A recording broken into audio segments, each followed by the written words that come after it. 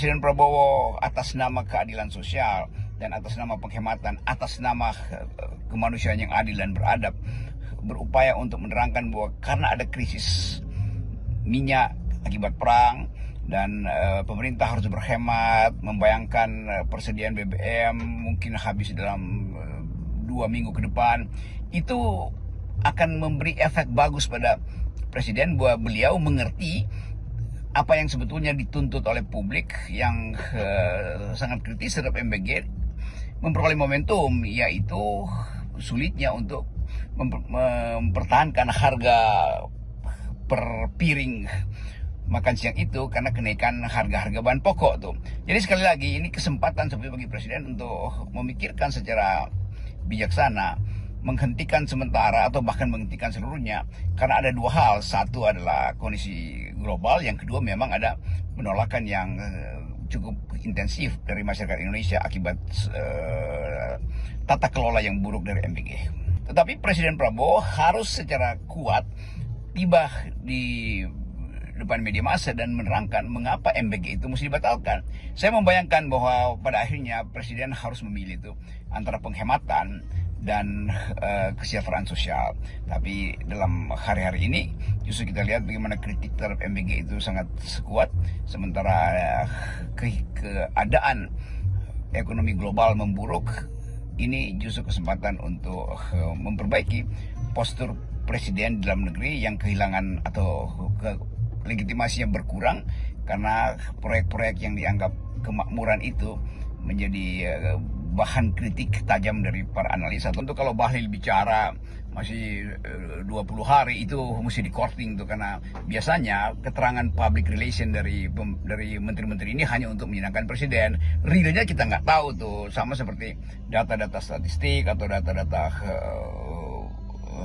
cuaca. Kadang-kala hanya dimaksudkan untuk memberi semacam sugesti positif. Itu bagus, tetapi dalam hal yang menyangkut hidup dasar orang, terutama soal kebutuhan pokok, kalau kita tidak secara real menyatakan bahwa memang ada kesulitan, mungkin stok kita tinggal 2 minggu tapi disebut masih ada untuk 20 hari, dan membayangkan bagaimana emak-emak mengatur ulang ekonomi keluarga, bagaimana mahasiswa mulai melihat kesulitan ekonomi sehingga mungkin ada yang gadein motor, tempat kosnya udah pindah ke tempat yang tidak lagi cukup layak. Nah, semua ini akan berakibat pada keresahan sosial, dan kita mengerti bahwa kesulitan ekonomi justru akan tiba di ujung Ramadan setelah semua ibadah itu dirayakan di dalam kegembiraan, lalu kita tiba-tiba tahu bahwa tabungan kelas menengah yang memang udah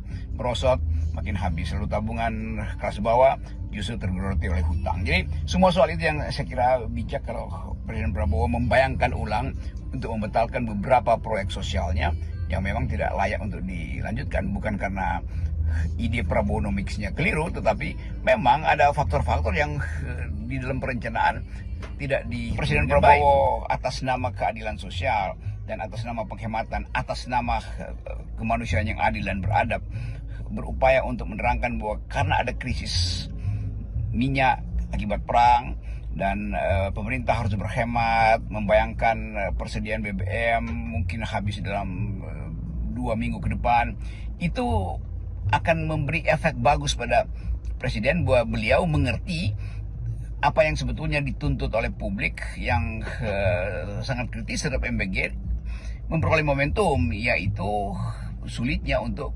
mempertahankan harga per piring makan siang itu karena kenaikan harga-harga bahan pokok tuh. Jadi sekali lagi ini kesempatan bagi Presiden untuk memikirkan secara bijaksana, menghentikan sementara atau bahkan menghentikan seluruhnya karena ada dua hal. Satu adalah kondisi global, yang kedua memang ada penolakan yang cukup intensif dari masyarakat Indonesia akibat tata kelola yang buruk dari MBG. Tetapi Presiden Prabowo harus secara kuat tiba di depan media massa dan menerangkan mengapa MBG itu mesti dibatalkan. Saya membayangkan bahwa pada akhirnya Presiden harus memilih itu antara penghematan dan kesejahteraan sosial. Tapi dalam hari-hari ini justru kita lihat bagaimana kritik terhadap MBG itu sangat kuat, sementara keadaan ekonomi global memburuk. Ini justru kesempatan untuk memperbaiki postur Presiden di dalam negeri yang kehilangan atau legitimasinya berkurang karena proyek-proyek yang dianggap kemakmuran itu menjadi bahan kritik tajam dari para analisa. Tentu kalau Bahlil bicara masih 20 hari itu mesti di-courting tuh, karena biasanya keterangan public relation dari menteri-menteri ini hanya untuk menyenangkan presiden. Realnya kita nggak tahu tuh, sama seperti data-data statistik atau data-data cuaca. Kadang-kala hanya dimaksudkan untuk memberi semacam sugesti positif. Itu bagus, tetapi dalam hal yang menyangkut hidup dasar orang, terutama soal kebutuhan pokok, kalau kita tidak secara real menyatakan bahwa memang ada kesulitan, mungkin stok kita tinggal 2 minggu tapi disebut masih ada untuk 20 hari, dan membayangkan bagaimana emak-emak mengatur ulang ekonomi keluarga, bagaimana mahasiswa mulai melihat kesulitan ekonomi sehingga mungkin ada yang gadain motor, tempat kosnya udah pindah ke tempat yang tidak lagi cukup layak. Nah, semua ini akan berakibat pada keresahan sosial, dan kita mengerti bahwa kesulitan ekonomi justru akan tiba di ujung Ramadan, setelah semua ibadah itu dirayakan di dalam kegembiraan, lalu kita tiba-tiba tahu bahwa tabungan kelas menengah yang memang udah